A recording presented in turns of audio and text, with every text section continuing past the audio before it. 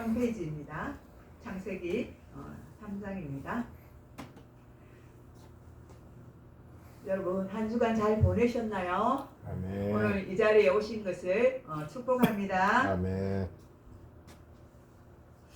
여러분 성경에서 가장 안쓰럽고 안타깝고 비극적인 장면이 어디라고 생각이 드십니까? 성경의 전체를 놓고 볼 때 바로 이 3장입니다. 수많은 학자들도 3장이라고 말씀하고 있습니다. 왜 그렇습니까? 3장을 보면 죄가 들어와 인간은 하나님과의 관계가 멀어지게 되었고 에덴의 문이 닫히고 죽음이 세상에 들어왔기 때문입니다. 그럼에도 불구하고 동시에 3장은 가장 소망과 희망이 있는 장이기도 합니다. 아멘. 왜냐하면 인간이 죄에 빠진 그 자리에서 하나님은 구속 언약을 시작하셨기 때문입니다. 오늘 우리는 3장에 인간의 타락 중심으로 살펴보고 그보다 더 깊이 하나님의 구속 언약 중심으로 바라보고자 합니다. 아멘. 구속 언약이란 말씀을 들어보셨나요? 아멘.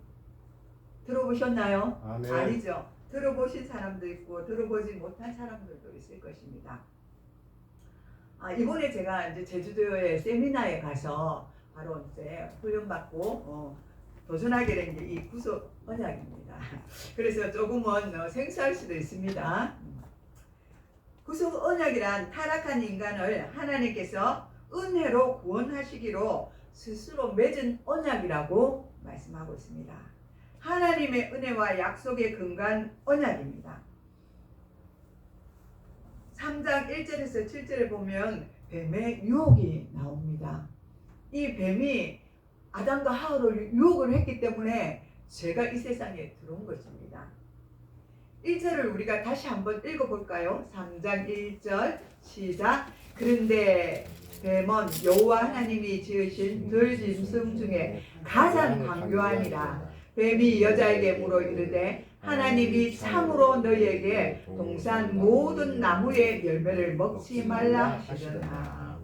이렇게 뱀이 물어봅니다. 하나님이 참으로 너희에게 동산 모든 나무의 열매를 먹지 말라 하시더냐 하고 뱀이 물어봅니다. 뱀의 유혹의 핵심은 단순한 거짓말이 아닙니다. 하나님의 말씀을 왜곡을 하고 하나님의 선하심을 우리를 통해서 의심하게 하는 것입니다. 하와와 아담에게도 그 말을 함으로써 의심하게 했던 것이죠. 사탄은 지금도 우리에게 똑같이 말합니다. 너희 하나님이 정말 너를 사랑하실까? 하고 우리 마음속에 슬며시 들어와서 물어봅니다.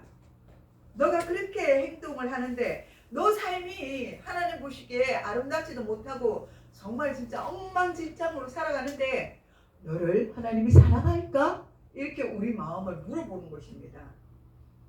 이렇게 우리 마음속에 의심을 품게 하는 것이 사단의 역할입니다. 그러면 지금 어떤 시대인데 하는 생각이 들지 않습니까? 우리 마음에. 그렇지, 지금은 그 구약 시대하고 지금 시대하고 너무나 먼 거리에 상황을 두고 그런 지금은 현대 시대인데 설마 마귀가 있을까? 사단이 있을까? 그렇게 생각할 수도 있습니다. 그렇게 마귀는 우리 마음속에 살며시 들어와서 하나님의 말씀을 왜곡을 합니다. 이것이 뱀의 유혹인 것입니다. 두 번째로는 인간의 죄가 있습니다.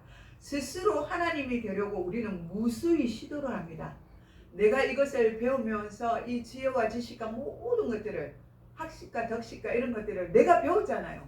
세상에 있을 때 내가 배우고 익혔잖아요. 그러니까 그것들이 습관적으로 내 머릿속에 들어가 있어요. 하나님이 창조 때부터 우리에게 주셨다는 것을 잊어버립니다.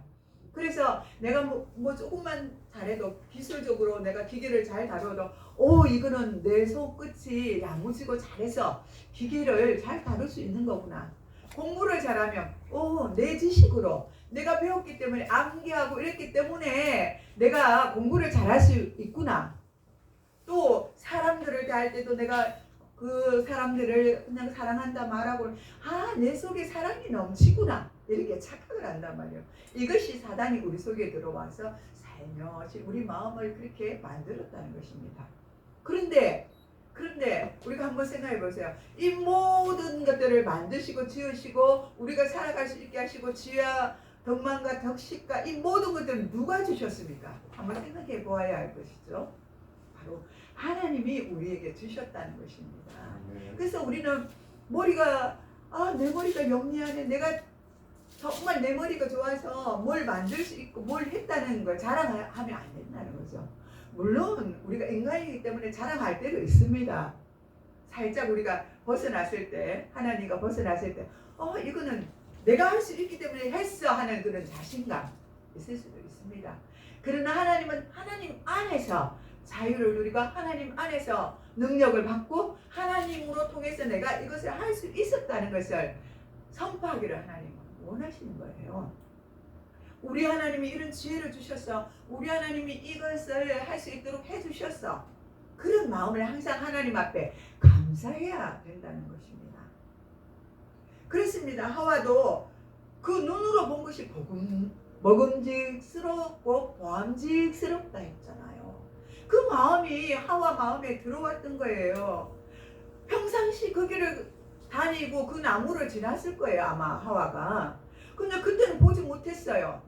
그런데 뱀이 강교하게 살며시 하와의 마음에 들어오자 그 나무에 달린 것들이 너무 예쁘고 그렇게 탐스럽게 보였다는 것입니다. 보암직하고 지혜롭게 할 만큼 탐스러운 열매가 그곳에 있었던 것입니다. 요한일서 2장과 이 말씀은 정확히 연결되어 있습니다. 육신의 정욕, 안목의 정욕, 이생의 자랑으로 그렇게 요한일서에 표현되어 있는 것입니다.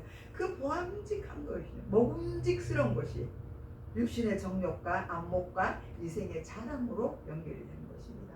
죄의 본질은 단순히 선악과를 먹는 행위가 아닙니다. 죄의 본질은 하나님 없이도 내가 판단하고 내가 모든 것들을 할 수 있어, 나는 살아갈 수 있어 하는 그것입니다. 그것이 죄의 본질이라는 것입니다. 인간이 피조물의 자리를 버리고 주인 행세를 하려고 한 사건이 바로 인간에 대한 죄성이 있기 때문입니다. 죄가 있으니까 하나님보다 먼저 앞서고 싶어하는 마음이 강해지는 거예요. 내가 주님 대신에 내가 뭐든지 할 수 있을 때도 있습니다. 그 마음이 우리 속에 있을 때도 있습니다. 그렇지만 그것은 하나님이 주시는 마음이 아니라는 것입니다. 우리 자신도 모르게 이런 교만들이 우리 속에 들어오는 것입니다. 한번 생각해 보세요, 여러분. 여러분은 어떤 지금 마음을 가지고 있습니까? 내가 능력이 있어서 내가 차를 가지고, 내가 능력이 있어서 집을 가지고, 내가 능력이 있어서 나는 이렇게 살아가고 있어 하는 그런 마음이 큰 것입니까? 아니면 이 모든 것들을 하나님이 나에게 허락하신 거야 하고 생각할 때가 있습니까?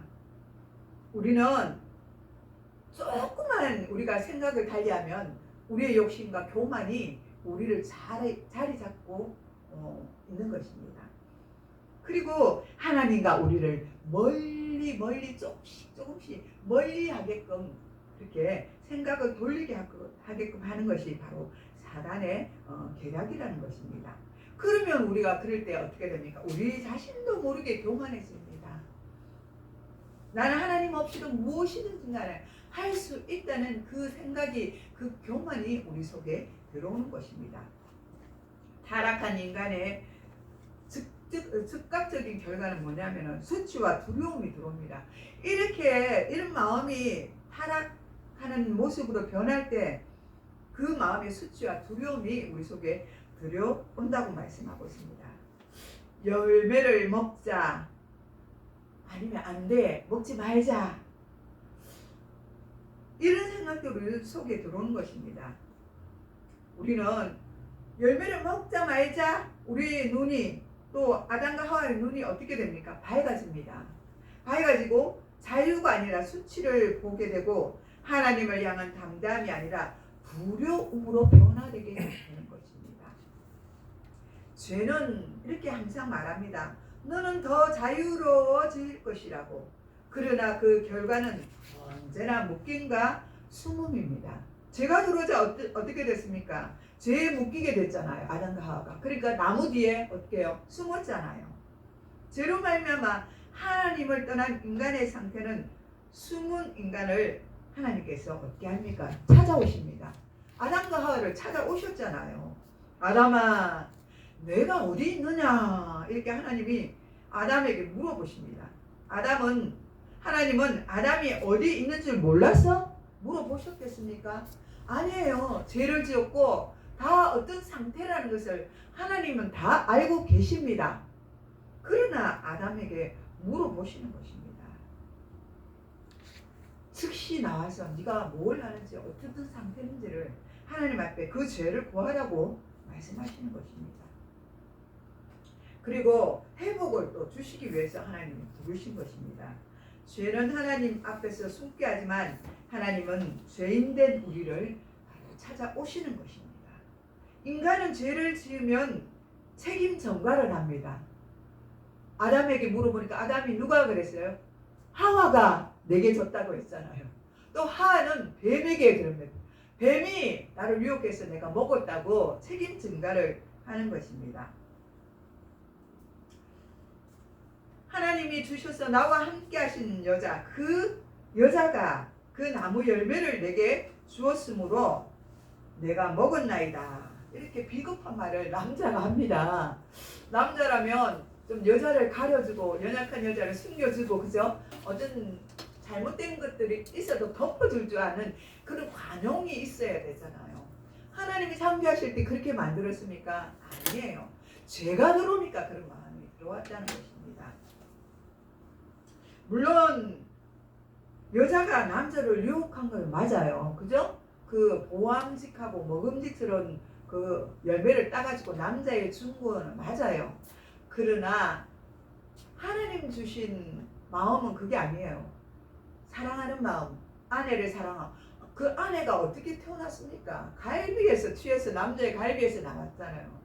그런데 아담과 하와는 자기 죄를 증거하고 또 하와도 뱀에게 증거하는 것을 볼 수 있습니다.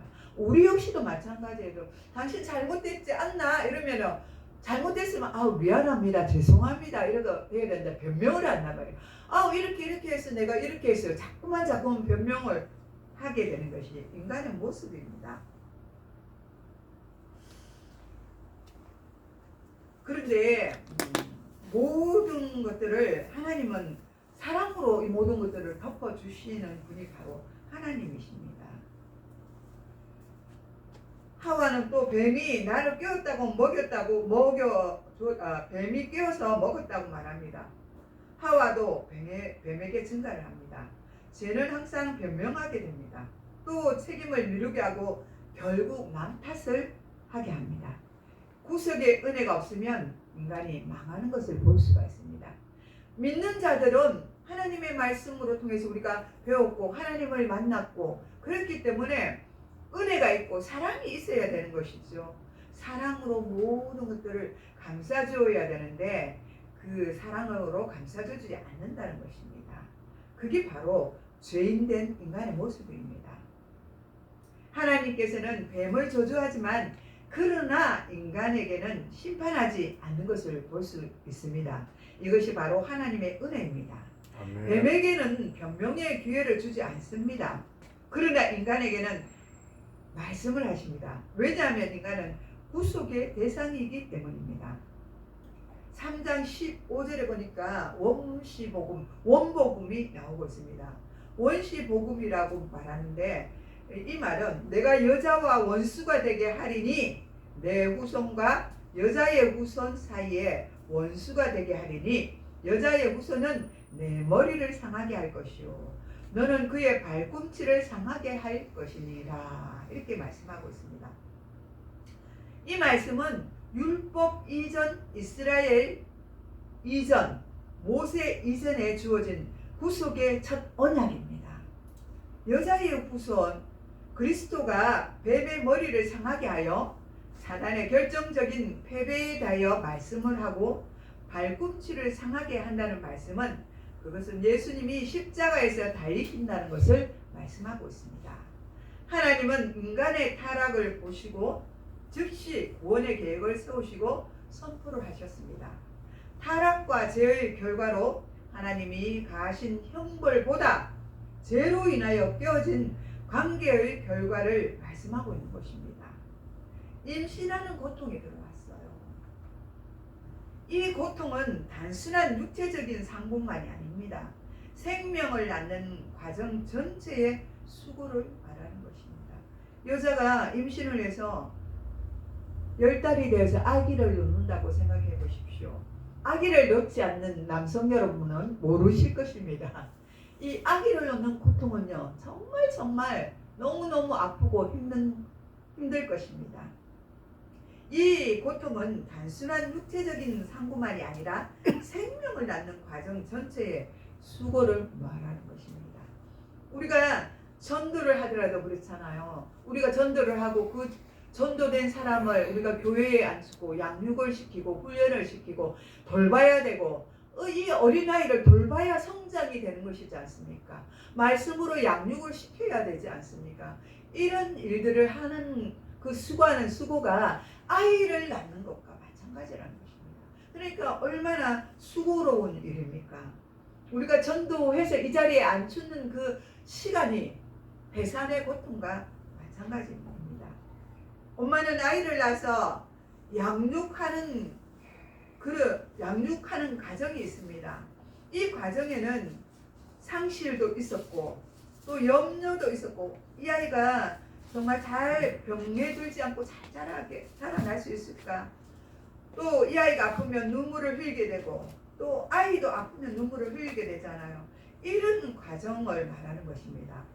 아이러니하게도 구속의 통로로 누가 오셨습니까?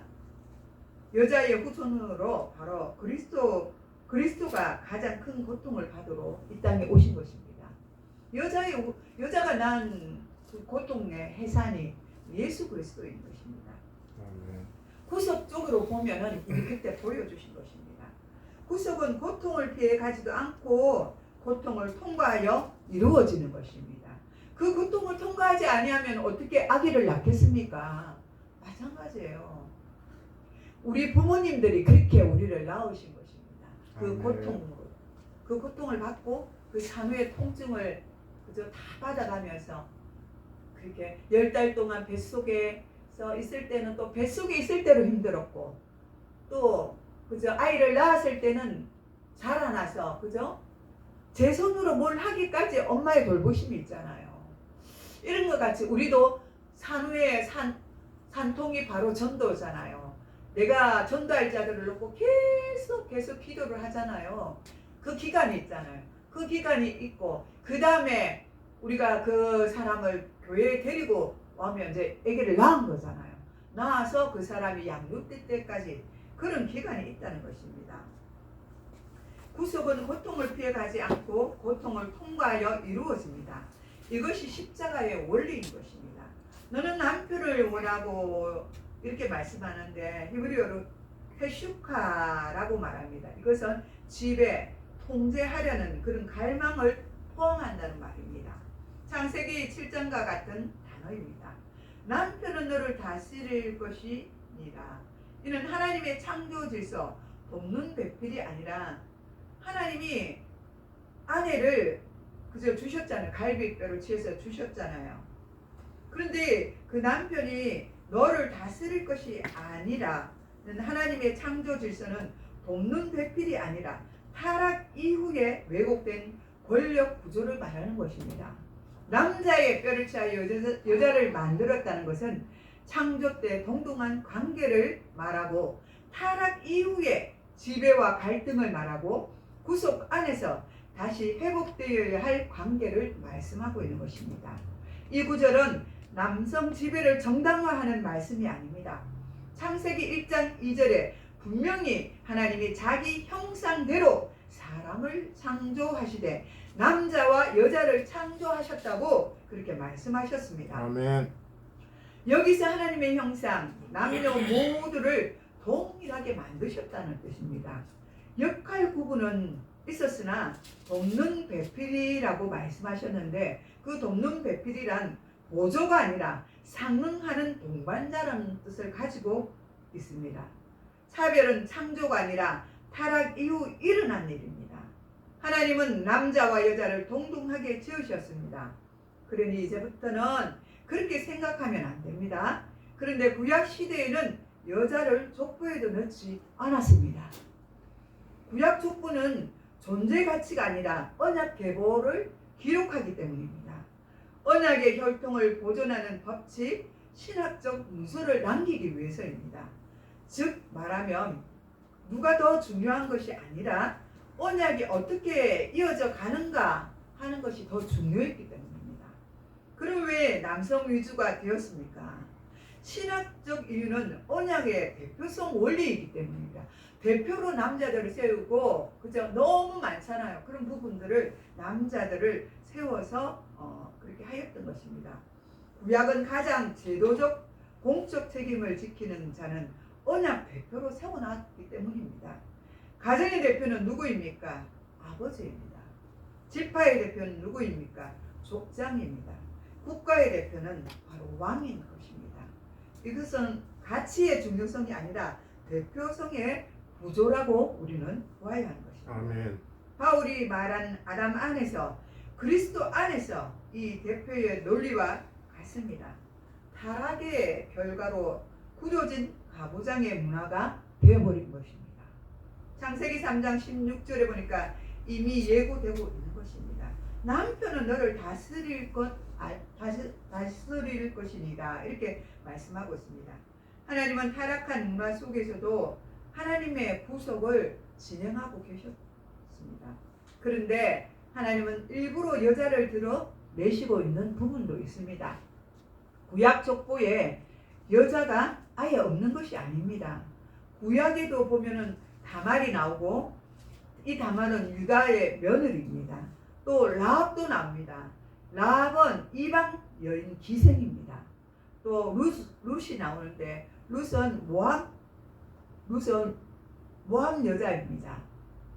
또 바세바의 나오미 모압 여자도 나오고 나오미도 나옵니다. 또 바세바는 우리의 아내입니다. 우리아의 아내도 나오고 미리암을 보면 또 모세의 누나도 나옵니다. 또 신약에 가서는 보면은 또 나오는데 한나 등이 아기 예수님을 기다리는 것을 볼 수가 있습니다. 이렇게 등등 요소마다 하나님이 여자를 등장시키기도 하시는 것을 볼 수가 있습니다. 16절은 그 약속이 실현되기까지 인간이 겪어야 할 현실을 말씀하고 있는 것입니다.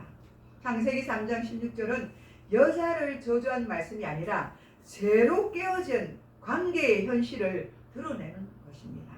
여자의 상고는 저주의 증거가 아니라 예수 그리스도의 구속이 오고 있다는 증거를 말씀하고 있는 것입니다.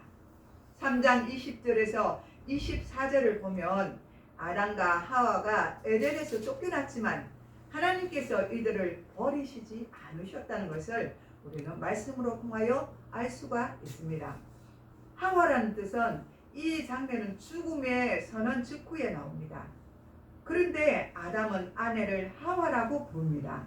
하와란 뜻은 생명이다라는 뜻을 가지고 있습니다. 또 가죽 옷을 입히셨다라는 뜻은 가죽은 반드시 죽음을 전제하는 것입니다. 인간은 스스로 무화과 옷을 만들어 입었으나 하나님은 대속의 가죽 옷을 만들어서 인간에게 입히셨습니다. 여호와 하나님이 아담과 그의 아내를 위하여 가죽 옷을 지어 입히셨습니다. 가죽 옷이란 대속의 은혜의 뜻도 담겨져 있습니다. 가죽 옷은 반드시 죽음을 공반합니다. 피 흘림 없이는 가죽 옷을 지어줄 수가 없습니다. 이는 장차 오실 그리스도의 대표적 죽음을 예표하고 있는 것입니다. 이것은 구속은 인간의 수고가 아니라 하나님의 손에서 시작되었다라는 뜻입니다. 결론은 사랑하는 성도 여러분, 3장은 인간이 에덴을 쫓겨난 이야기로 끝나지 않습니다. 구속이 어디서 시작되었는지를 분명히 보여주고 있는 것입니다. 인간은 문을 닫았지만, 죄로 인해서 문을 닫았습니다. 그러나 하나님은 약속의 문을 열어주셨습니다. 인간은 나무 뒤에 숨었지만 하나님은 가죽옷을 입혀주셨습니다. 에덴의 문은 닫혔지만 십자가의 생명의 문은 예수 그리스도를 통하여 다시 열리게 되었습니다. 아멘. 그러므로 우리는 에덴을 그리워하지 말고 새 예루살렘을 소망하는 저와 여러분들이 되시기를 바랍니다. 아멘. 기도하겠습니다. 하나님 아버지, 우리가 범죄하여 에덴에 쫓겨났으나 우리를 버리지 아니하시고 우리에게 가죽옷을 입히시며 약속을 주신 은혜에 감사를 드립니다. 우리의 수치 위에 은혜를 덮어주시고 믿음으로 살아가게 하여 주시옵소서. 감사를 드렸고 예수님의 이름으로 기도드리옵나이다. 아멘.